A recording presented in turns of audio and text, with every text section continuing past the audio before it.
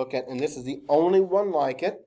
So this is the only one like what we're working with, so I'll just work it out. And we're going to look at 5.2. We're going to look at question 10.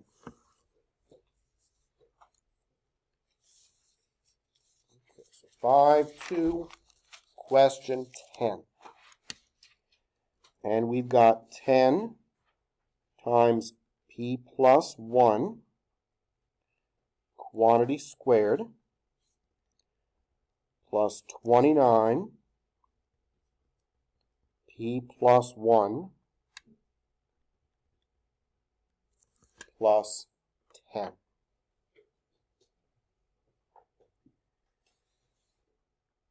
Now, we're going to approach this one like all the others. It is a little bit different because of the groupings, parentheses, but it's going to work the same basic way. We have 3 terms, so we start by taking the first number times the last number. And 10 times 10 gives you 100. Okay, and what do we know about our signs here?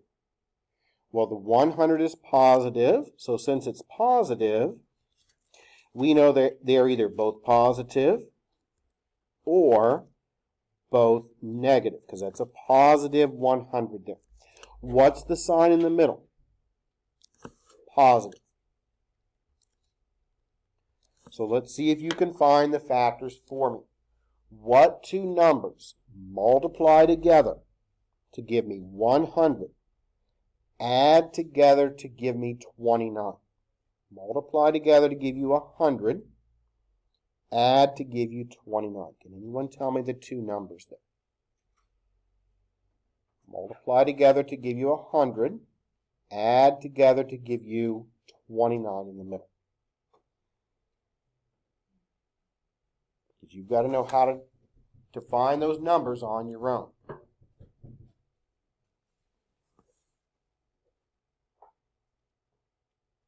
Anybody got any ideas here? Well, all kind of point you in the right direction. Now, what do we know about 100? What does it end in? 0. So what does that tell me about my numbers? Yep, 25 and 4, right? Okay, it ends in a 0. So if it ends in a 0, what do you know? It has to have a 5 or a 10 in it. That's your choices. So 5, 10, 15, 20, 25. You just keep trying multiples of 5 and 10 until you get it.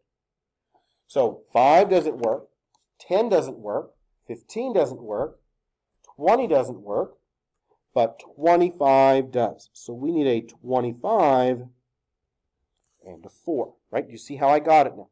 It ends in a 0, so it has to have a multiple of 5 or 10 in it.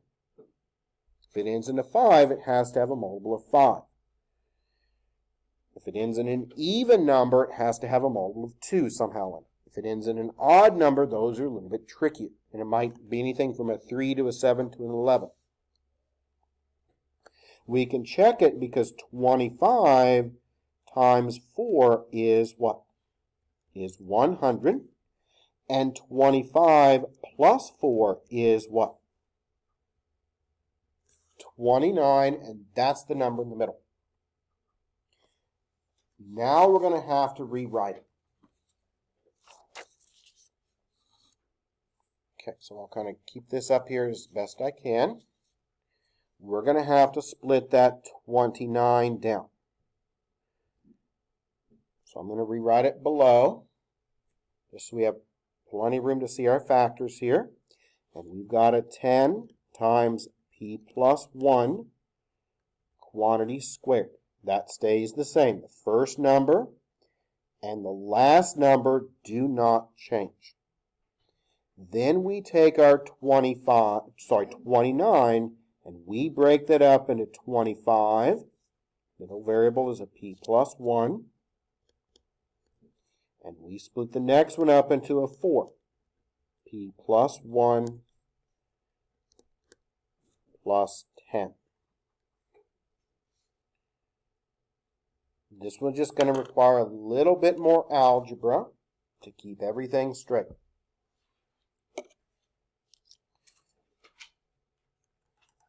first two pieces, what can we factor out? Well, let's look at the numbers first. We have a 10 and a 25, so what can come out? 10 and 25 have what in common? 5, right? Okay. What else do they have in common? P plus 1, because they have the same parentheses. So I'm going to go ahead and take out a 5 and a P plus 1. And when you have a lot of parentheses, you can use square brackets for the leftovers. So let's see what we have. What do we have left over? 10 divided by 5, well, that's a 2. P plus 1, we have it squared, so we took 1 out. So that's going to leave you with a 2 times P plus 1. What about the 25? 25 divided by 5, that leaves you with the 5. And the P plus 1 is gone. And we're going to have to do a lot of cleanup here. What about the next two pieces? Look at the numbers. 4 and 10. What do 4 and 10 have in common? Can someone tell me what you'd factor out? 2, right? Do they have a variable in common? No. So we're going to factor out a 2. And what does that leave you with? 4 divided by 2 is a 2.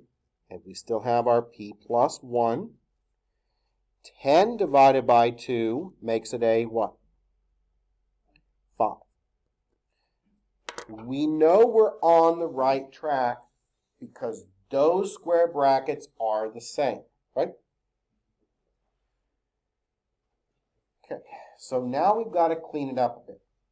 We can either clean it up now or clean it up later. I think it would be better if we start cleaning it up now and a little bit as we go along. So let's go ahead and distribute this 2 on both of these. They're the same, so whatever we do to one, we're going to do to the other one, and let's see how we can clean it up. And if I distribute that 2 through, that's going to leave you now with a 2p, and 2 times 1 is a 2, but what else do we have to add to it? I don't want to have to write down multiple times, so we have a 2 from here, and another 5 that makes it a what? 7. So we can write down all the steps, but I think we can see that, because 2 times 1 is 2, plus 5 makes it the 7. Same thing over here.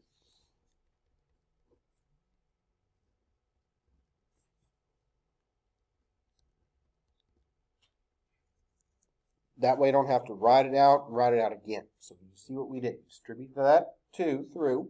That left you with a 2 plus 5 more makes it 7. So that set is done.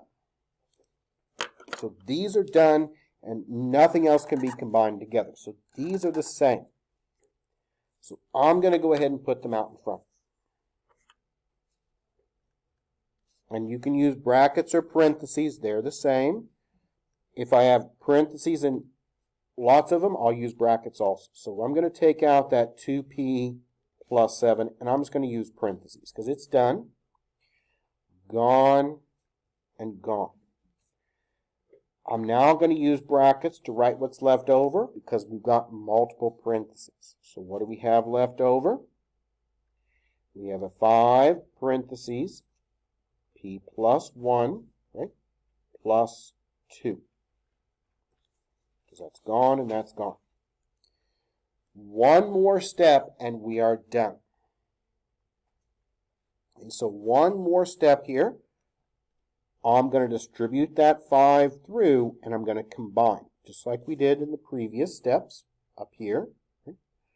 We distributed through, we're going to do the same procedure. And now we don't need the square brackets.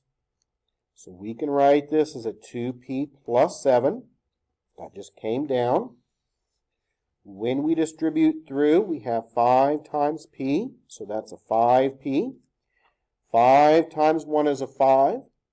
Plus 2 more makes it again a 7.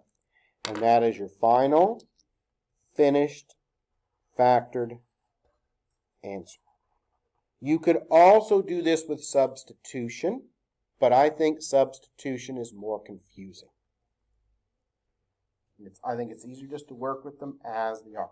So it does require a little bit of extra work because we've got to use that distributive property. And if you've got a lot of parentheses, you can use square brackets also because they're the same. You just don't want to have a whole bunch of parentheses. When we write our final answer, we always make sure it only has parentheses. So what I'm going to do next is I'm going to go ahead now and pass out your final packet to work through. So I'll go ahead and pass this out.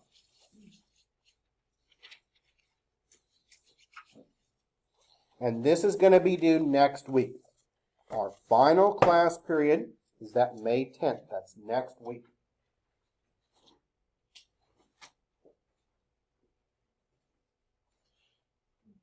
You're welcome. You're welcome.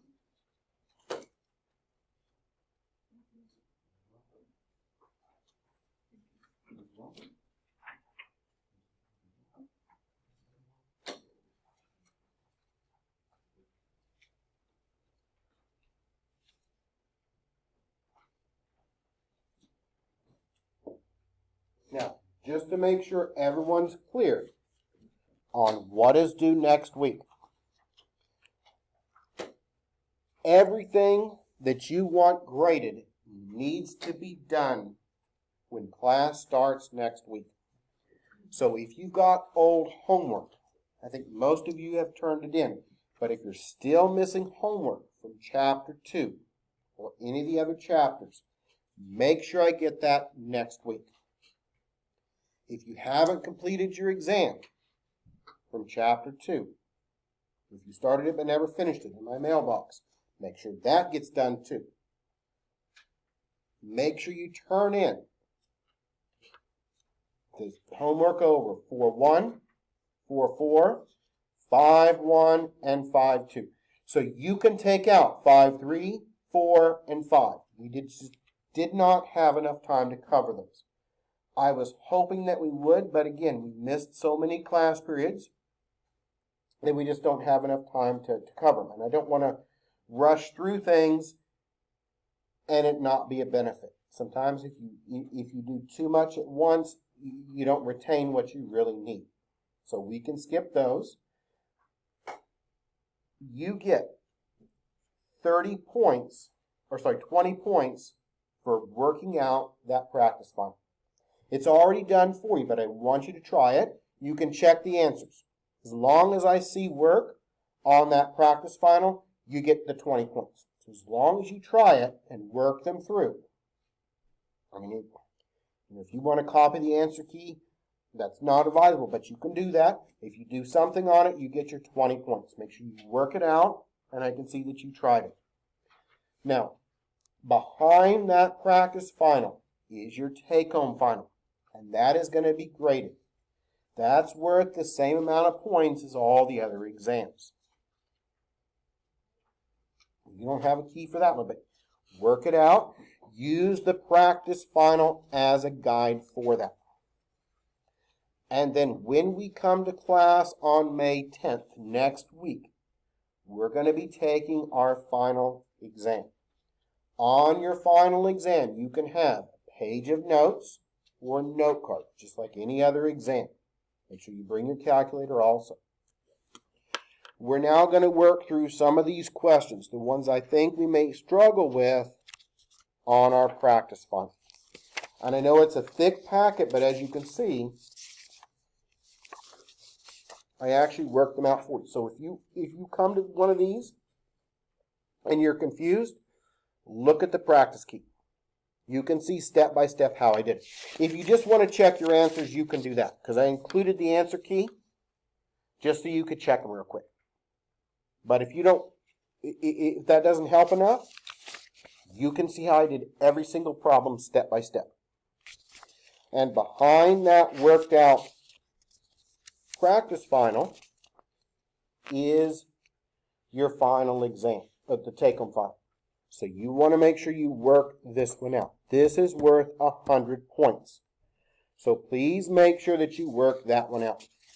It is worth 100 points, so different numbers in a different order. Now, your take-home final and your practice final have 35 questions. Your real final is going to have 30, but it's going to have 30 of those questions from the take-home and the practice. And they're almost the same, just different numbers in a different order. So if you study that practice final and you take your time and you do the take-home final, you are going to know what's on that final. And there's no surprises. If it's on the practice final, it's on the take-home final, and chances are it's going to be on the real final. Only thing is, I'm going to take out 5 questions. So you know what's going to be on it. There's no surprises. You know if you study this packet, you will do great on your final exam. Students generally do better on the final than all the other exams because you've got so much material to help you be successful. So we're now going to work through some of these that I know we struggle with. We're going to look at some of the factoring ones now because we've covered the factoring already. These are the ones I think that students are going to struggle with the most. And we need to make sure we do 35 also. So we're going to do a couple more of these factoring ones. Then we'll look at equations of lines, which is another place that students struggle. Absolute values, if we have time. And then whatever we don't cover, you can see how they're done. And you can ask questions too if you need to. Next week before our final, I can give you 15, 20 minutes if we need to just basically review. Not a lot of time because I want us to have plenty of time to complete our final. But let's just do a couple of these factoring ones. Let's look at question 30. So on our practice final,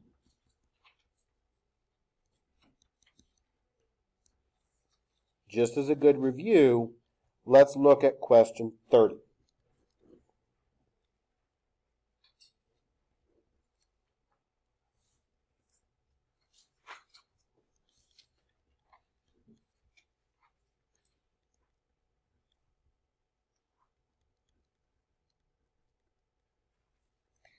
You're going to have a very, very similar problem to this on your final exam. Different numbers, but same concepts. Might be an X instead of a Z. Might be an S, P or Q. But it's going to look like this. Now, what's the first thing we need to do? When we look at this one, we need to ask ourselves this question. Number-wise, is there something that I can factor out? I have a 24, a 44, and a 12. What can I factor out?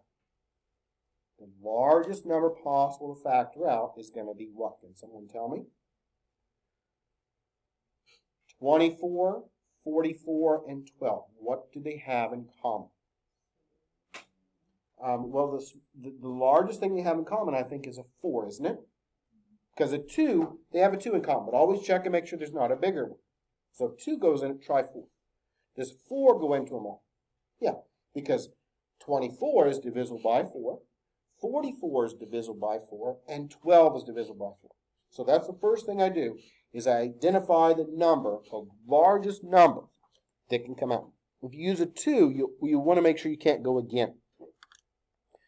So we're going to take out a 4. Variable-wise, they all have a z, right? And we always factor out the smallest power. So what's our smallest power? Z squared. So we're going to be taking out a 4z squared. That's the first step. So 24 divided by 4 is a 6. And z to the 6th, take out 2 of them, that leaves you with a z to the 4th. So our first term is 6z to the 4th. Is everyone okay with that? Then we have a 44. 44 divided by 4 is an 11. we've got a z to the 4th. So we've got 4 of them. Take out 2 of them. That leaves you with a z squared, doesn't it? The last piece, 12 divided by 4. Well, 12 divided by 4 is a 3. The z squared came out, so it's gone. So is everyone okay with how I first took out the greatest common factor? Always want to check to see if you can do that first. That's the first thing that you do. So that came out. Now we're going to go ahead and find our factors. First times the last. Okay, first times the last is 6 times 3, and 6 times 3 is an 18. What do we know about the signs? Well, the 18 is positive, so either they're going to be both positive or both negative. In this case, the middle's positive, so we're going to use the positive there. I want you to think about this and try to find the two numbers. What do I want? I want two numbers. Multiply together to give you 18. Add together to give you 11. Can you find the two numbers? 9 and 2. Okay? Why did I start with 2? Well, what does 18 end in? 18 ends in an even number, right? 8's even. So we know there's probably going to be a factor of a 2 in this. So we'll start with 2. And 2 and 9 work. It's just a matter of checking the numbers until you find it. So 9 times 2 is 18. And 9 plus 2 is 11. So my two numbers are 9 and 2. Now we split the middle up.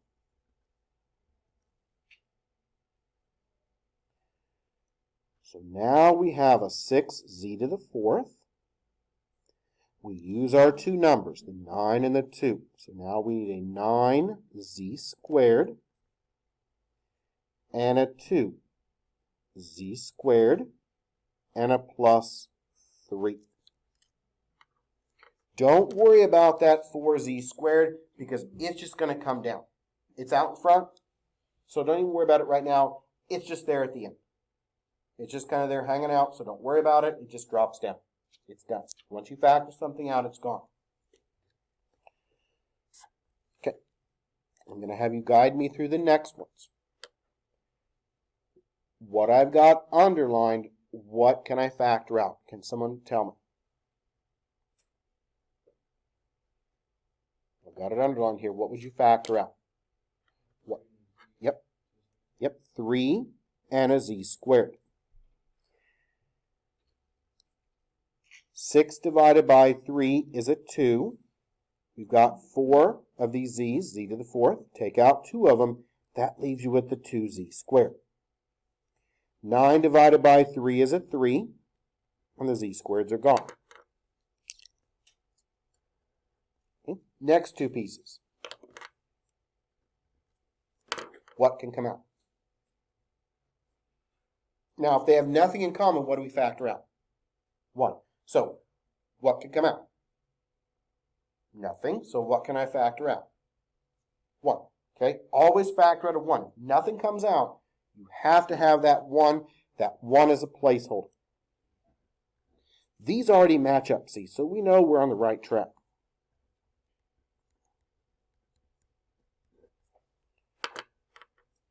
Okay. Now we are almost done. And we know that we did it correctly. Why?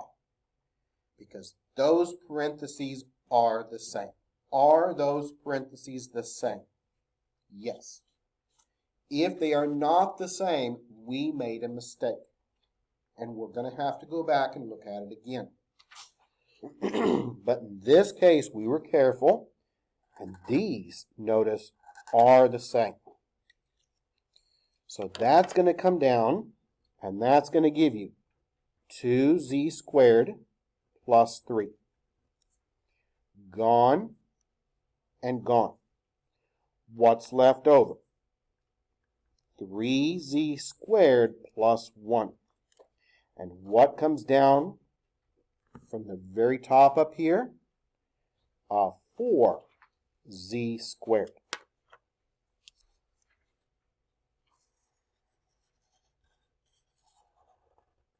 Is everyone okay with that so far? So we factored it. We got to this point, brought that 4z squared down, and that gave us our final answer.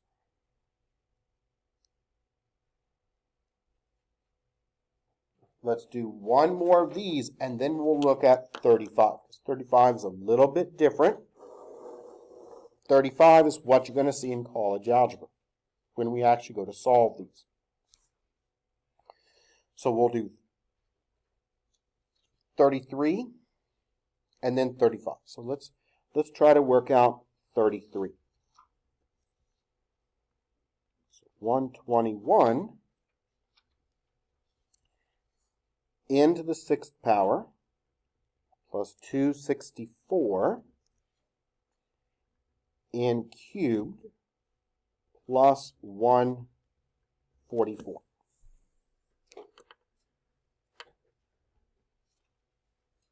Okay, now this one we can do by grouping, but the numbers are going to be so large. If we try to multiply 121 by 144, that becomes a huge number.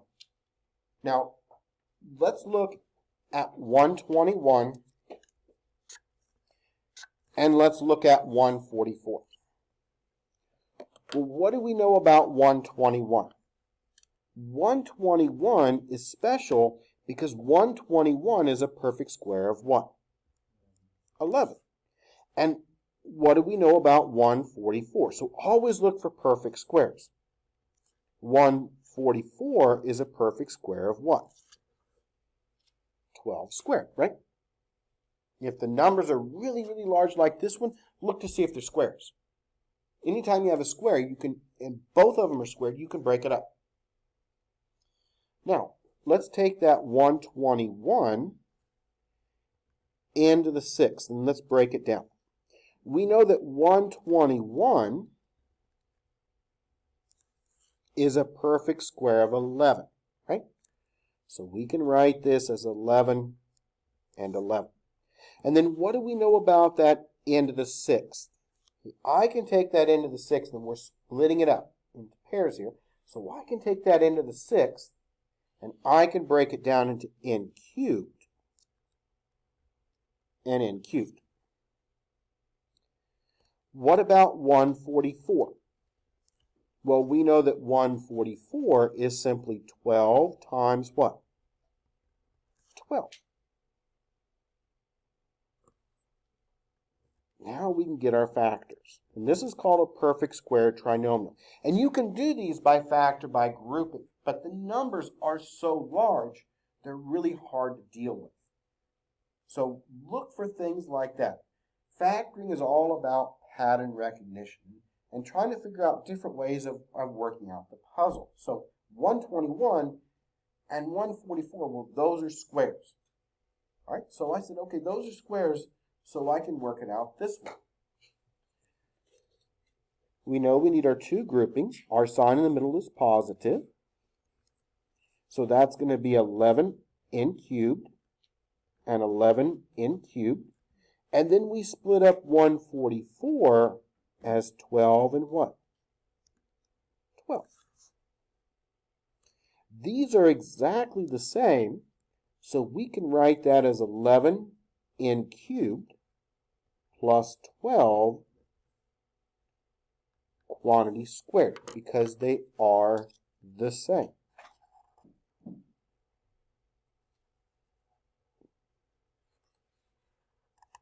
Let's try another example of this. Just another example like this one. It's another perfect square trinomial. Let's try this one.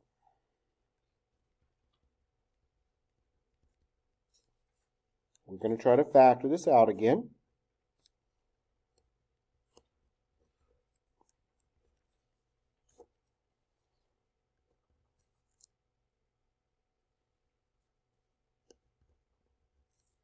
Okay, let me get the factors here, multiply them together.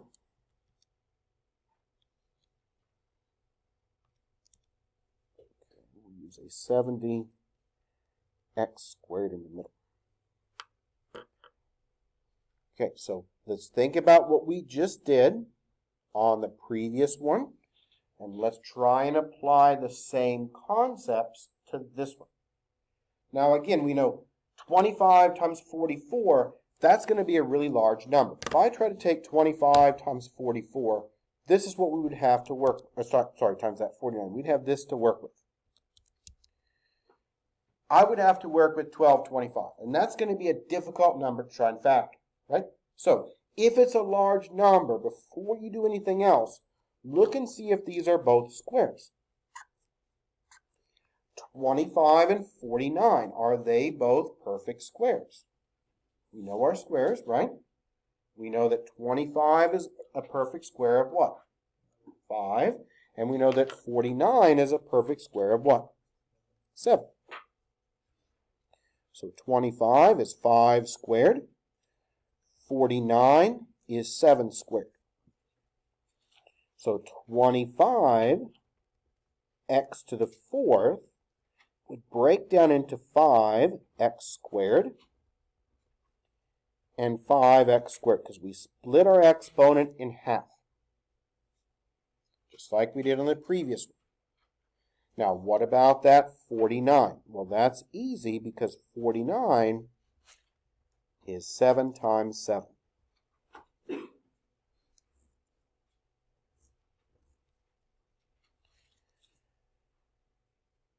The last one had a positive in the middle, right? So we brought down a positive here and here. This one has a negative in the middle, so we're going to bring down our negative and our negative. And what are our factors? We got 25x to the 4th. That breaks down into 5x squared and 5x squared. 49 is a perfect square of 7 and 7.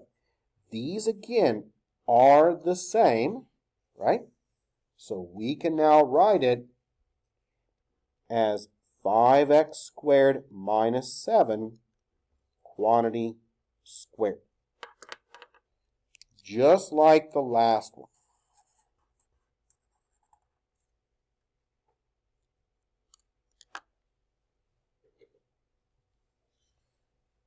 So is everyone okay with how those work? So look for squares. If the first and the last number are squared, you can usually factor it as a perfect square trinomial.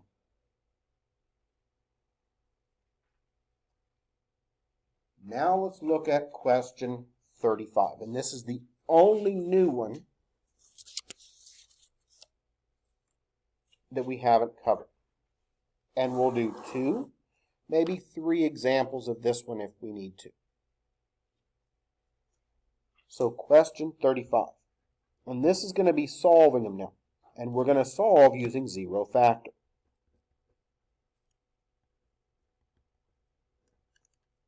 And this is what you're going to be doing in college algebra. So this is kind of what we'll be picking up with in college algebra. And I'll work this one out for you, and then I'll make up a couple more examples.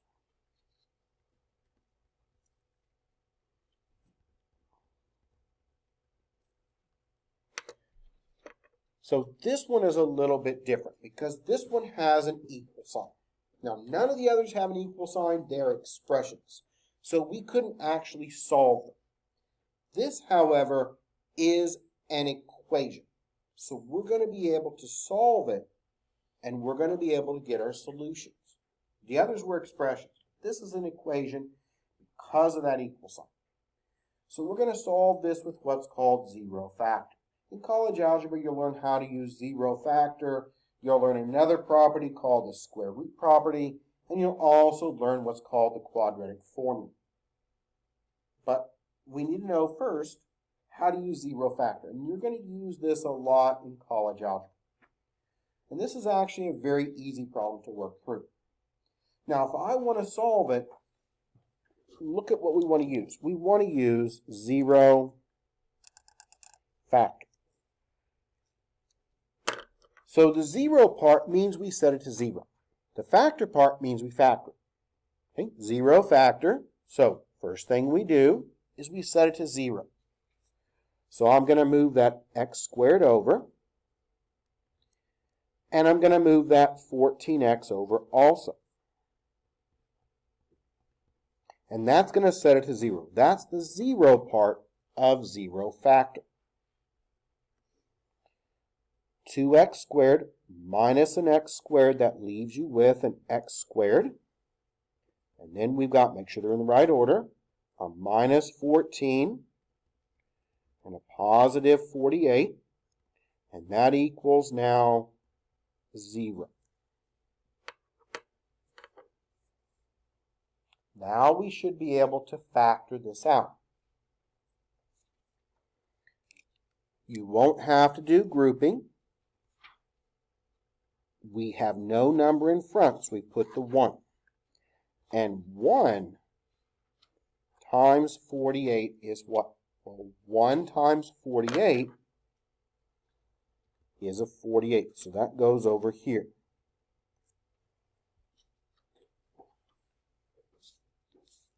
What do we know now? 48 is a positive number, so what does that tell us about our signs? They are the same, right? So since this is a positive 48,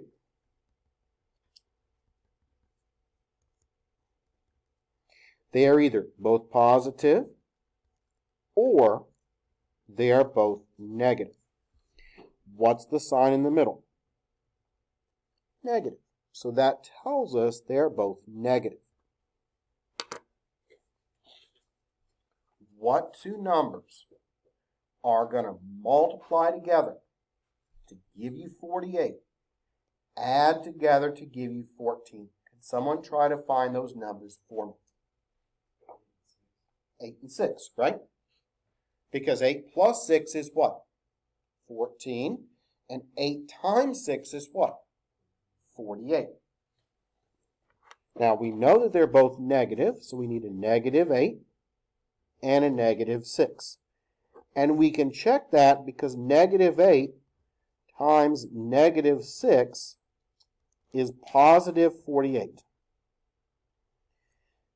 And minus 8 minus 6 is a minus 14, and that's our answer in the middle. Now, because of that 1, we don't have to do grouping. We can jump directly to our factors because of that 1. And what are our factors now? X minus 8, x minus 6. Now, here's the new part.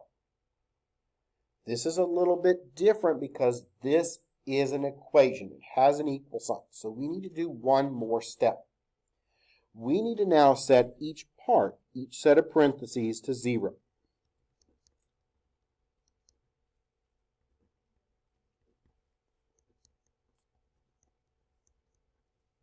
So we're going to go ahead now and set each part to 0. So x minus 8 equals 0. We can add our 8 to each side, and that gives us one of our answers. And in this case, we're going to have our first solution, which is x equals 8. You only do this when you have an equal sign. If you don't have an equal sign, just factor. If it says solve, and you've got an equal sign, use that 0 factor. What about our other piece? Well, it's x minus 6 equals 0. So we'll add our 6. And then that leaves you now with x equaling what? X equaling 6. There's your two solutions. we're going to work out 2 more of these. Then we'll take a break. And then we're going to come back and we're going to quickly go over again just a short review on how to find equations of lines and absolute values. If we have time, at least equations of lines. So let me give you 2 more examples.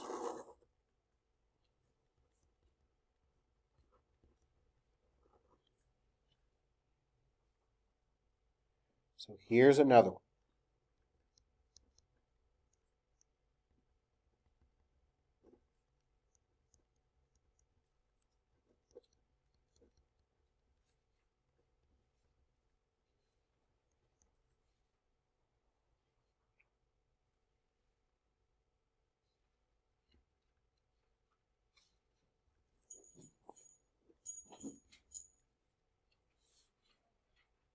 Well, sorry about that. That's not going to work. Let's make that an 8x. Sorry about that. Okay, so that's what we've got. So I want you to solve this now using our 0 factor. So we've got x squared plus 8x equals 9. What do we need to do? 0 means we set it to 0. So move that 9 over. The factor part is the factoring next. And I try to make this one just like the one on your take-home final and the one you're going to see next week, pretty simple on the numbers. So this is now set to 0. We need to factor it. So we take our first number. There's no number there, so we add a 1. So we take a positive 1 times a negative 9. And that gives you a negative 9. So it's negative. So what do we know? 1 positive, 1 negative. Larger number is positive.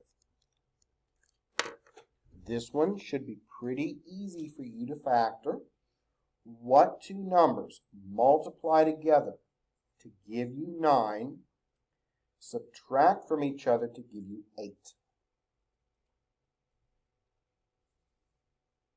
Multiply together to give you 9, subtract to give you 8. What 2 numbers would work? 9 and 1, right? Look at the 9. Okay, 9. Look at how close it is to the 8.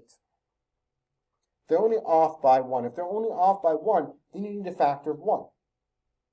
So we're going to use a 9 and a negative 1. Because 9 times negative 1 is negative 9. And 9 minus 1 is 8. And that matches with the 8 in the middle. Because of the 1, we can jump directly to our factors. And that is factors of x plus 9 and x minus 1. Now we do the last step, which is something new. What do? We set each part to 0.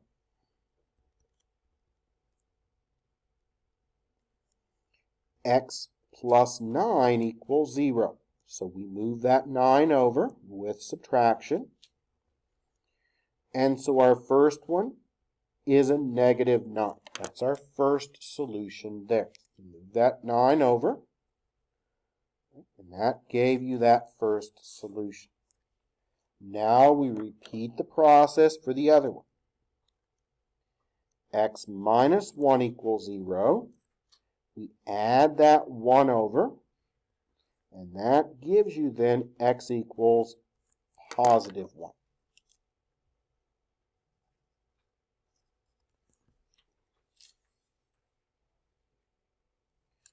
Let's do one more example of using 0 factor, and then we'll take a short break again.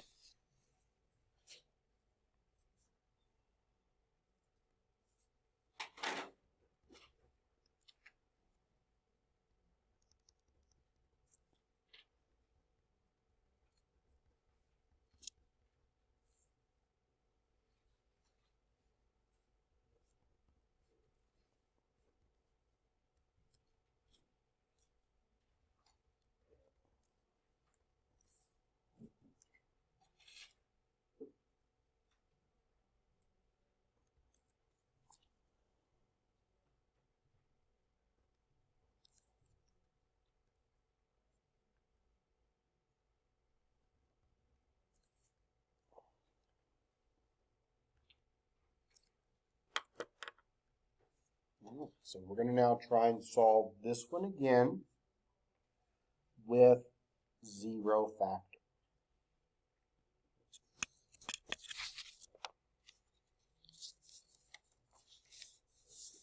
Okay, so where would we begin? Well, we would begin by making sure it's set to 0. Whenever you have an equal sign on these are non-linear. You got the squares in them, that makes them non-linear. We need to set it to 0. So let's move that 2x squared over with subtraction and move that 30 over as well. So that can come over. 3 minus 2, that leaves you with a single x squared. Make sure they're in the right order. We have then a positive x and a negative 30 on the end, and that equals 0, doesn't it? Is everyone okay with that? Zero factor means we set it to 0 and we factor. So it's been set to 0.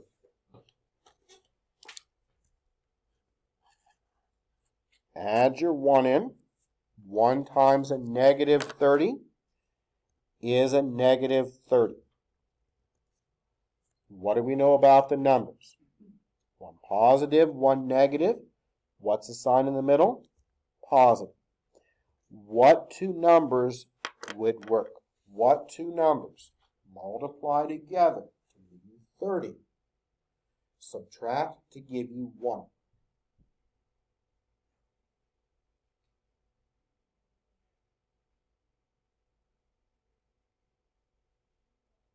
Multiply together to give you 30.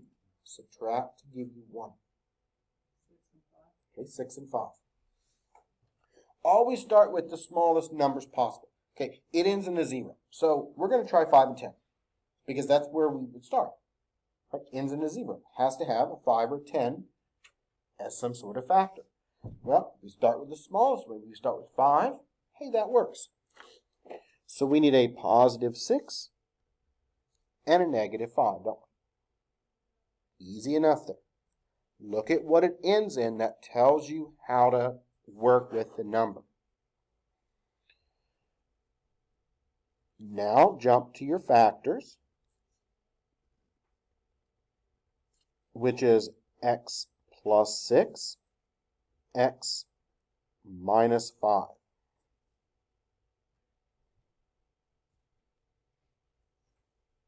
Okay, now we need to solve it. So we set to 0 each part.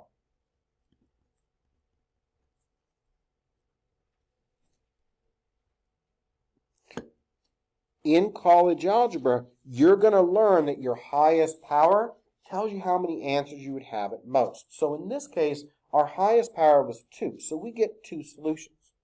In college algebra, you'll look at some, maybe have 3 or 4 solutions, and that's just based upon the power. So our power is 2, so we can get at most 2 solutions. Now you may just have 1, but on all the ones that I give you in this class, we have 2. In college algebra, sometimes you have just 1 because it's a double solution. But this one is going to have 2. A lot of times, students forget to do this step. And I see students write down the answers as 6 and negative 5, and that is not correct. What you do is you set each piece to 0. So that gives you x plus 6 equals 0, and we move our 6 over. So what is my solution? X equals not a positive 6, x equals a what? Negative 6. But a lot of times, students forget that step. You have to set to 0. It's got 0 factor in it, so we set it to 0, and we already factored it. So just think about the name, and that gives you an idea of what to do. What about the other one? X minus 5 equals 0. So then we add our 5 over. And that leaves you with x equaling now 5. So these are our two solutions. X equals -6 and x equals +5. So now we'll go ahead and take another short break. And let's meet back at, how about 10:55? And that'll give us about 30 minutes to go over absolute values and lines again.